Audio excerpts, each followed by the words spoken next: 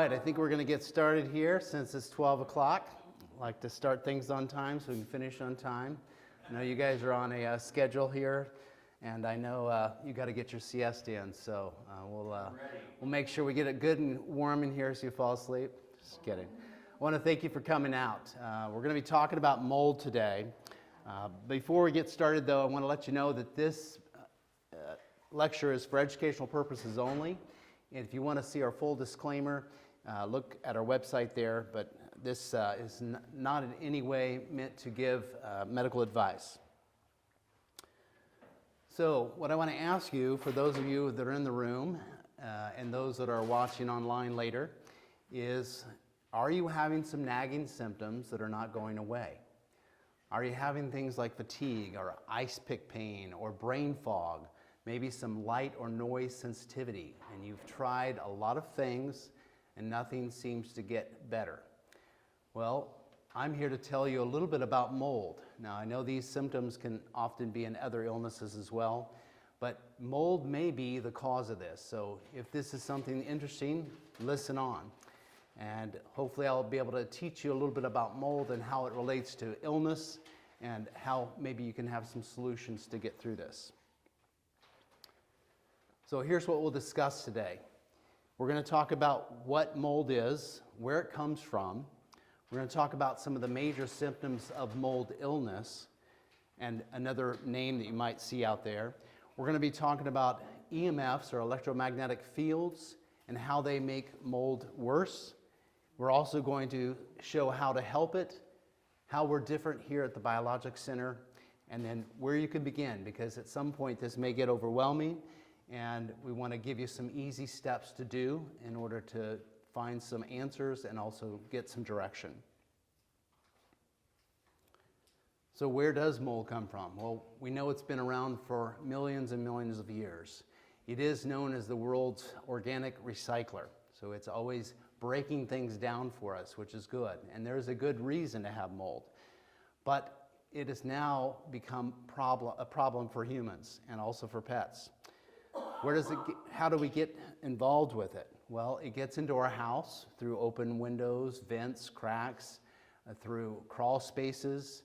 It can get tracked in from the pets that we have. It also can come in on our shoes. The problem is when it gets wet. Mold grows in a moisture environment. It likes dark, moist areas. And so you might find it around leaks in the roof, or you might find it in where a pipe has burst and caused some damage. You might see it around windows. So let's say you have some of these hard rains like we had the other day here in Nashville, where it's just beating against the window. And if there's any break in the seals around that window, it starts to get pushed in there. And eventually, if that happens multiple times, you can have some mold develop in there. It also might happen in different surfaces. You might see it can grow on surfaces like wood or sheetrock or carpet or fabric. It can be everywhere. The other problem is really, as of the 1970s, is when we started really using sheetrock in our housing, building our houses. This is becoming the commonplace. You know, there were other ways that we covered our walls. Now we're using the sheetrock that when it gets wet becomes a massive donor of mold spores. And so the other problem with this is that if you have some damage that's not visible, you may be having a problem and not even realizing it. And until you remove that sheetrock, you don't even realize that there's black mold growing back there. And I don't know about you, but when you see some of these home constructions that are being thrown up really quick, a lot of times they're exposed, that wood's exposed to the rain over and over again, and they finally get the roof on, but do they really go back and clean the wood before they throw the sheetrock on there? We don't know. So there's potential everywhere for a mold problem. Now, you could probably argue that we've always had mold and, you know, we haven't always had these problems, and you're right. We have a lot worse problems now because of other changes that have happened in our environment, but it is still a problem. And I don't think you can ever get away from mold, but I think we can find strategies to help our body to be protected against it, and also ways to protect ourselves not being around it, okay? So some of the common types of mold, the most common one is Aspergillus, the black mold. This is one that probably causes the most problems in humans. This is involved in the lungs, it's involved with asthma, and creates a lot of havoc on our body.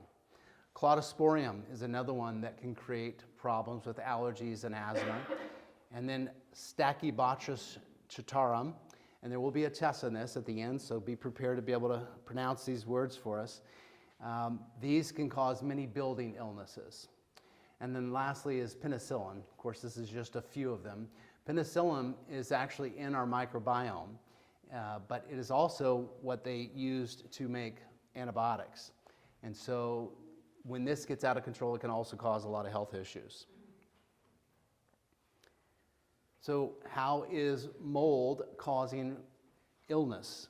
And there's a word that has been used, and there's a doctor that studied this a lot, Dr. Richie Shoemaker, that really studied a lot about mold and how it affects the body.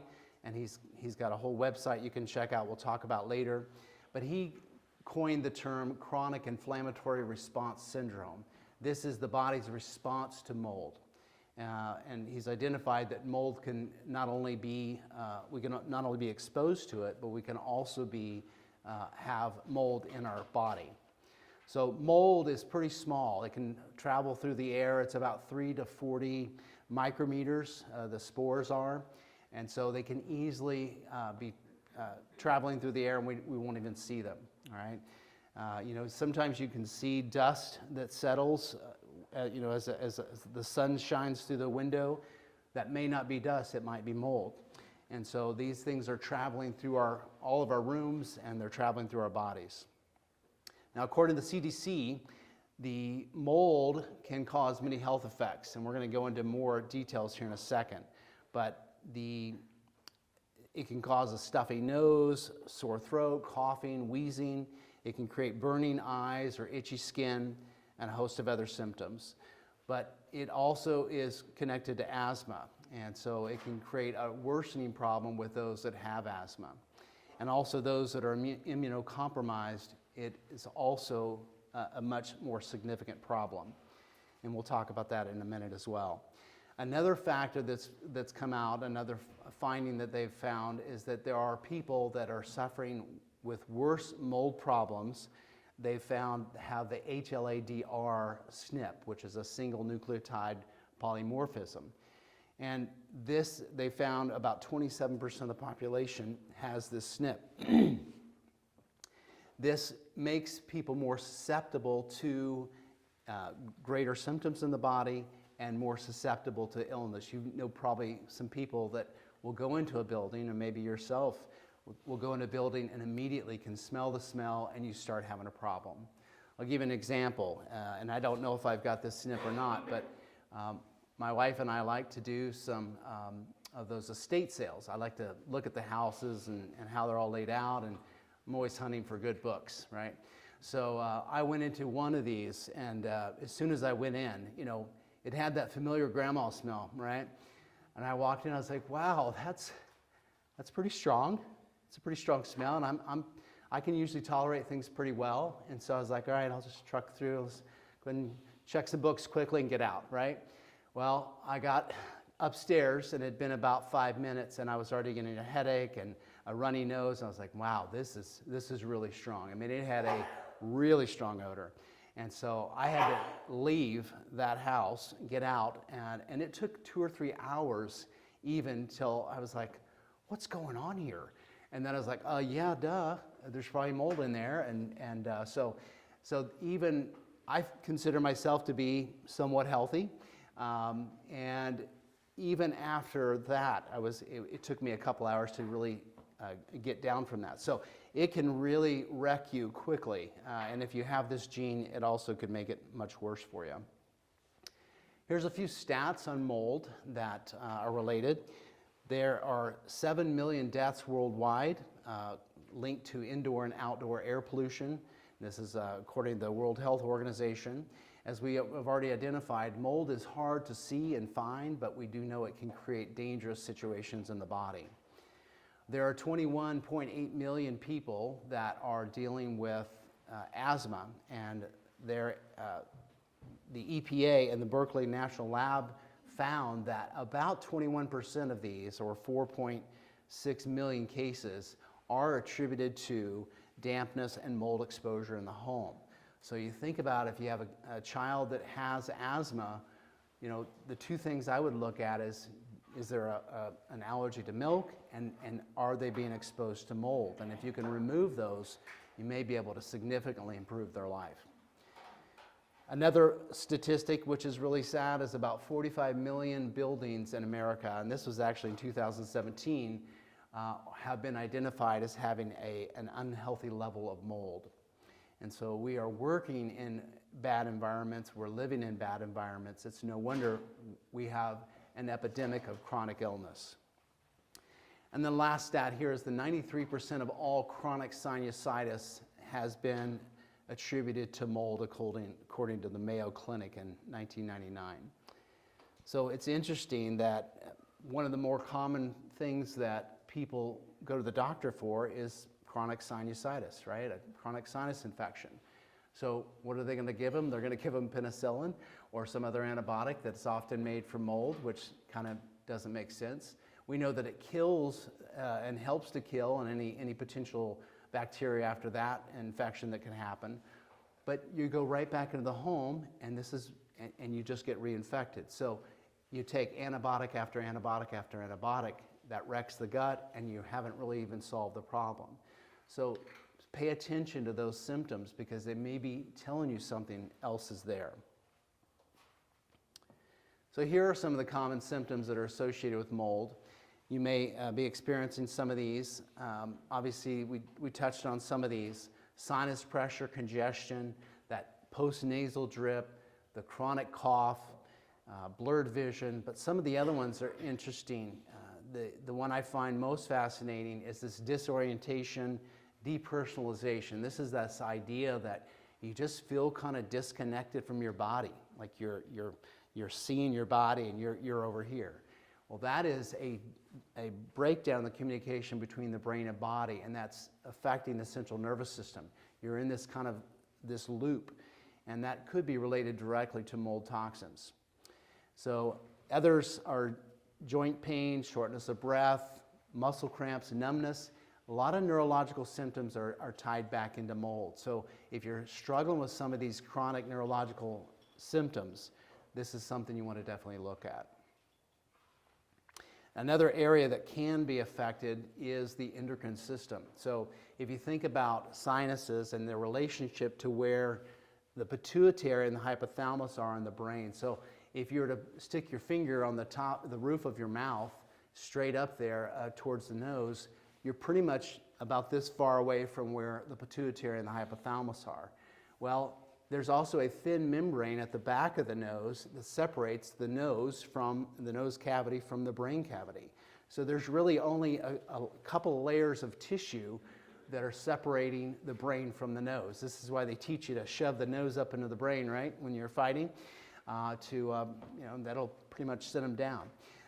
But think about it, if you have sinuses that are full of toxins, mycotoxins and mold, they very easily could get right into the brain and very easily cause central nervous system problems and even pituitary problems, which the hypothalamus and pituitary are what control the rest of the endocrine system. So if you're having, thyroid issues, or you're having PCOS or dysmenorrhea, and you can't seem to find a solution for that, this is another area you need to be looking at as a possible cause. So there are three ways that the mold can affect the body. Excuse me. Throat's not quite recovered. Maybe I've been around some mold, I don't know. So one we've already touched on, that's the allergic reaction or asthma. These can cause fungal sinusitis, they can cause asthma, but toxicity is probably one of the bigger ones that people underappreciate. This can get systemic if you are exposed to something over and over again. Let's say you grew up in a house that had mold. these mycotoxins can get in your body, the spores. Let me define that. So you have mold and they release spores. These spores create mycotoxins in our body. And these mycotoxins are what create inflammation in our body and attract cytokines and cause a whole bunch of an immune response. So it is these mycotoxins that are poisoning our body. But the longer you're exposed to this, the greater the problem, right? So if you grew up in a home that had mold and you were breathing this in all the time, those get into your tissues and they get embedded in your tissues and stay there. And then maybe you start to make some changes and all of a sudden these start to move and then you start feeling bad. So this can poison you from the inside out. And then lastly are infections. We can actually get infections in our body. In fact, our sinuses, we already mentioned, you can have a mold colony build there. You can also have it in your gut and your lungs. And so we need to look to make sure that we get rid of the mold colonies because they're putting out their own mycotoxins. You have to understand that mold is competitive. It does not like other mold species near it. So it's going to put these spores out as a protective mechanism. So obviously more research needs to be done, but they're now discovering in research a strong connection between immunocompromised people and mold reactivity, which means that if you are immunocompromised, you have a greater tendency to react to mold than say somebody else. And this is happening a lot. We see people that they're living in the same house with a couple other people. They don't seem to have any problem, but they are having a huge problem. And we treat the mold and they start to feel better. So it is this connection to mold that is a problem. But it is also true that if you have mold, you have a greater potential of having to become immunocompromised. If you think about the immune system, 80% of it is in the gut. And a lot of people are dealing with leaky gut. And so if you have mold that's constantly tearing up the gut, you're never going to be able to get that leaky gut well. And so, and it's always going to be creating an immune reaction.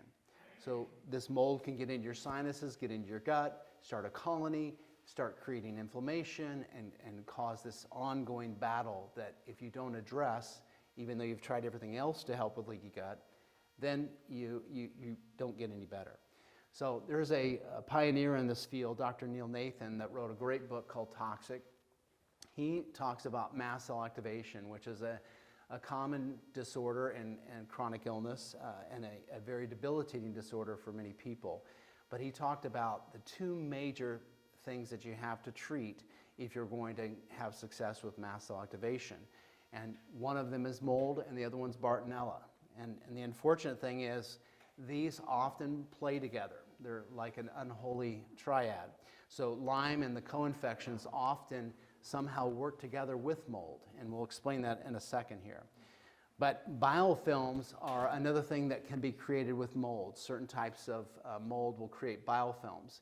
And this seems to be one of the reasons why chronic Lyme can persist and why these bacteria are able to survive antibiotic treatments and even the phage treatments and everything else. And so, but these biofilms create kind of like an apartment building for mold and viruses and bacteria to host in. So if you don't break that down, you are not going to be able to really have true success in getting rid of this problem. So we believe that your body was designed to survive in this world without the assistance of us and medications and supplements. But with the modern toxins that we've had in our environment, the stressors that we have nowadays, it's becoming more and more difficult to need that help. Now, our ultimate goal here is to get you to where your body will deal with this on its own without our support. But until that time, you do need some help. And so you have to understand that it's not just one thing. There are multiple things that are happening that are compromising your health, including traumas. One other factor that is a big player nowadays is called electromagnetic fields. And these work with mold in a bad way as well. And so they have this, what's called a coherence phenomenon, where they have these identical frequencies. They work almost on the same frequency level. And what happens when mold is exposed to EMFs is it perceives it as a threat, like another mold species. So it's going to increase its size, grow more of itself, and it's also going to release more of these spores in order to protect against the EMFs. So you think about all these EMFs, where they're coming from.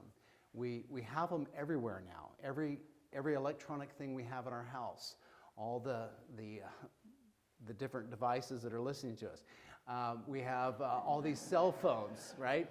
I mean, they're supposed to be helping us, right?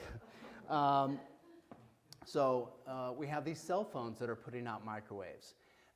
What they did a study actually on a Faraday cage, which is a protective cage that keeps electromagnetic fields out.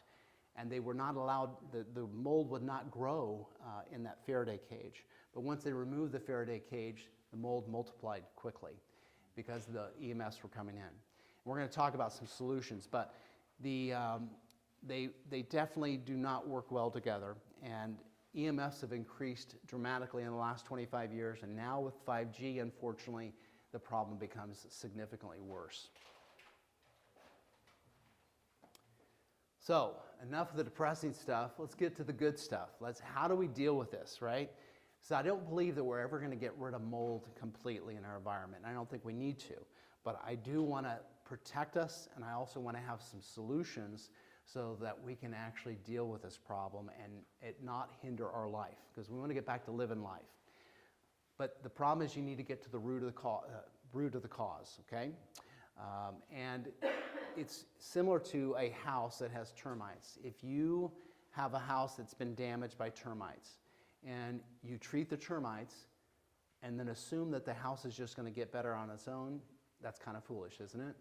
Well, you have to treat the termites or the bugs, and you also have to treat the house and fix the structural damage that's happened. In this case, your house is your body.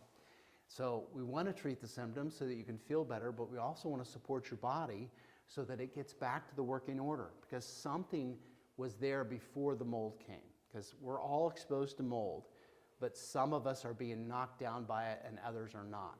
So there's something wrong with the body. So how do we help to support the body so that it can not only get rid of the symptoms they're dealing with, but then also go forward and live life without having to live in a bubble, right? Does everybody want to know about that, maybe? All right. So how do we treat the body? Well, here at the Biologic Center, we do a lot of different things. As it relates to treating mold in the body and mycotoxins, we want to support the immune system. We want to support the body's ability to get rid of this problem. So we might use antimicrobial herbs like antigraphis, cryptolepis, or antifung. We might use oils like frankincense or thyme or rosemary. We here have a unique device called the induced native phage therapy that Dr. Jernigan created. This is engendering the microbes that are in the body to go after other microbes. And then we might use salt baths or detox things like saunas. Other things that have to happen are binders. These binders help you to bind up the toxins. And those toxins are what are making a lot of those symptoms. Obviously, you need to get rid of it if there's mold in the body, but to get rid of the toxins, we need to have some help. Now, our body has its own binder, and it's called bile. And that bile is generally pulling that stuff out of the body, and it's getting into the bile, and then it goes out through the intestines. Well, the problem is mold, once it gets in the body, will shut down the MRP pathways and the NRF2 pathways. These are both areas or pathways that the body uses to get our detox out. So we need to fix that, but until we can fix that, we need to actually give you some support with binders. So they did a study on different types of binders. There are certain mycotoxins that are bound up more effectively with certain binders. So the cool thing that we have here is we have a way to test the body and say, which one do you want? And sometimes we might put you on a couple binders, sometimes just one. Another thing you have to look at is diet. We have to take the stress load off the body, so we may put you on a low inflammation diet for a time to get that stress out. So we might get the sugar out of your diet, we might get milk out of your diet, we might get grains out of your diet, and for a time so that we can take that stress off and your body can get back to working order. And then opening up those pathways. We want to help with using NRF2 inhibitors. We want to help with NAC, the N-acetylcysteine and glutathione. These are all things that can help the body. The second thing you need to do, though, is treat the house. Treat the cause, the true cause, if it is from the house. If it's from work, unfortunately, unless you can convince your boss to have it looked at and changed, you may be in a situation where you have to make a decision, either to leave or to try to change environments or something. But when it relates to your house, there are two resources that we recommend patients. The first one is ERMI, the Environmental Relative Moldiness Index. This is from EM Labs. This is a pretty extensive test. It is a fairly costly one as well, but it gives you a good rundown of the mycotoxins and molds that are in the body, in the house, and will give you a really good idea of what's happening. Now, a second one, which was kind of a DIY version, is from Immunolytic Labs, or immunolytics.com. These are auger plates that you can buy. They're like $50 a piece and place in different areas of the house that you suspect the mold. And then you send those in after a certain time, and they analyze them, and then they can tell you what kind of mold is there. Not nearly as sensitive as the ERMI, but also a lot less expensive. And it would, if you kind of suspect it, and you're not really having a lot of symptoms, but you want to know, this might be the first route you want to go to. But if you know you've had it and you've been told that you have mold and you're fighting it, or if you've had some testing, then you definitely need to go with the ERMI. So once you know that it is in the house, you've got to fix it, right? And this becomes the most painful part, unfortunately, and that is that you have to remediate the house, or you have to sell it, and you need to get out of it, especially if you're one of those ones that are really immunocompromised, or if you have that HLA-DR SNP, you need to get away from that. If you can't do that, there is hope, though. I have a patient that actually was on a very low budget. She did the immunolytic plates. She had bought an air purifier similar to the Green Air Pro, where she could run ozone for a time, and she tested each room. She would run it and purified it over a period of time while she was out of the house. And room by room by room, she was able to get rid of all of it. And she did the follow-up testing on the auger plates. And so once she did that, a lot of her symptoms cleared up. She was one of those patients that came out here, and she was doing really well, went back home, and started to crash. And if you are one of those patients that that happens to, one of the first questions that we're going to ask is, have you had your house tested? Because it's very likely that there is a mold involved. Another organization I want you to point you to that is really good, has a lot of good information, is ILADS, the International Lyme and Associated Disease Society. They have a website that has a list of people that do the ERMI test and also that do remediation. Several of them may be in your area. Some areas don't have any, but you can check that website for some references there. And then we mentioned Dr. Richie Shoemaker. This survivingmold.com has a step-by-step plan of what to do. Of course, if you're a patient here, you can talk to one of the doctors. They can give you some of those steps. But this is a good one, and unfortunately, there's a lot of things you have to get rid of. If you cannot wipe it clean, if it's fabric, you're going to have to get rid of it. If it's books, you're going to have to make some decisions about this. Sometimes you might be able to set them outside for a time and they can air out. It just depends, again, on how sensitive you are to mold. Our goal is to get you to where you can probably hold on to some of those books, probably not the couches, but maybe some of the books, and obviously you can wash the clothes and things like that.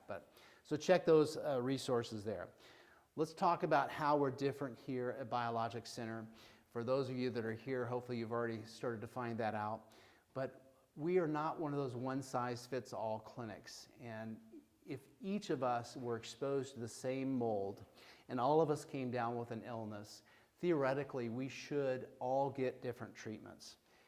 Because even though we have about 99% of the same DNA, we all were raised in different environments. And so it is that environment that changes our DNA. So we need to have custom specific types of treatments and protocols. And so that's what we do here. We have a comprehensive, unique approach. And then we also work with the complexity and uniqueness of each of you and work to restore the integrity of the body back to its original design. Because we believe it was originally designed well, without a need for help. But something or some things along the way have compromised that body. And along with helping you to get rid of your symptoms, we're also helping you get back to where we can turn it back over to the body and your body can take over. So we do some things here that I think are unique. We talked about the induced native phage therapy as one of the strategies we use. We have the custom tailored approach. We have things like neurophotonic therapy that allows us to see how your body's processing light. We have neurocardial synchronization that we use. We also use a thing called circuit healing using biological medicine, because we believe it's not just the body. There's a spirit, there's a soul, there's chemicals, there's organs, there's glands. All of these work together.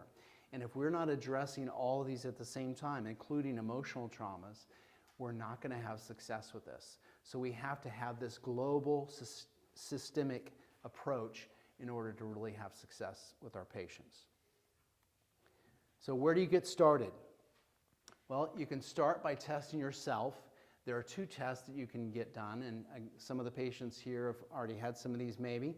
But the OAT test is an organic acid test that does measure several things, including mold that is in the body. That's a urine test. It's easy to do. And then there's also a urine mycotoxin test that allows you to see what kind of mycotoxins that you have in your body. And then you want to test the home. We've already touched on these, the ERMI test and also the immunolytics test. So if you're wanting a guide to help you through this, if you're watching online and you feel overwhelmed at this point, understand that this is the place where we help people like this. We've been doing this for decades. And so don't try to do it on your own if you're that overwhelmed. Or if you have a friend or a loved one that could benefit from this, I encourage you to save this and share it to your friends so that they can see it. If you're watching online for the first time, I encourage you to make that first step and contact our customer care center. We have some wonderful people there that'll answer all your questions. And so this may be the first big step in your recovery. So with that, I want to thank you for coming out, and I will take some time for questions. I'm going to leave this slide up at first here because this has some of those references. You could just take a picture of it if you want. It has all those websites. So, questions? Any idea what % of the people you treat have mold issues? That's a good question. If I just kind of did an analysis in my head, I'd say probably at least 50%, maybe 60%. So, and sometimes it doesn't come up as a priority first. Sometimes we treat Lyme and co-infections and things like that, and mold shows up later. So it just depends on how the body's wanting to deal with it. Other questions? Oh, not questions, but a statement. You want Vicky's story on mold under the dishwasher? Yeah. Okay. All right. So my daughter was a patient here for a while. She got sick 6 years ago. Came in a wheelchair in Arizona, Kansas, coughing up blood, going paralyzed, needed rescue breathing, was dying. These guys saved her life, thank God. Mold was a huge issue for her. She was getting better. She was out of the wheelchair. We went back to her brand new house, brand new. Getting sick, turning blue, purple, crashing seizures. We had mold people come in, we did the ERMI, we couldn't find it. There's a pinhole leak under our dishwasher with a small spot of mold this big with penicillium. I moved her out, we moved to Kansas. We went back here, we detoxed again. They came to Tennessee, we followed them. And 6 years later, she's a certified martial arts instructor. She's a black belt and she got a master's invitational for world's invitations. That's awesome. Because of these guys, but it takes time. She's You got scary. mold, you gotta move out of the house, you gotta get rid of your stuff, and you gotta do what these guys say. I asked her, I said, what helped you the most? What does it the most? She goes, move out of mold, don't eat crappy food, and listen to your doctor. She's 18. She should have been up here speaking maybe. But anyway, mold is a huge deal. If you have HIV or acute genotype, you cannot take it lightly. Because if you do take it lightly, you're never going to heal in the place that you got sick in. You just won't. Yes? Question? How do you know if you have this marker? How do you test So there's a blood test that you can get. It's just a gene test that they run it through the blood. So Do you guys? we don't do it, but I mean, those are the kind of tests you want your doctor to run because your insurance will pay for it. So as many as we can get them to do, say, hey, I'm thinking I might have mold, blah, blah, blah. If you go on survivingmold.com on Richie Shoemaker's site, you can type in a practitioner near you for a certified shoemaker doctor. And then they will lead you to a certified doctor's Richie Shoemaker doctor that can run the markers for the biotoxin illness, HLA-D or acute genotype. What are those letters again? Oh, HLA-D, there's a HLA-DQ and a HLA-DR. I was going to say it, but I can't remember. It's leuco, what is it, Doc? Leuco-anta something. I can't remember right now. But HLA sounds better. That's right. All right. Any other questions? All right. Thank you for coming out, you guys. Have a good day.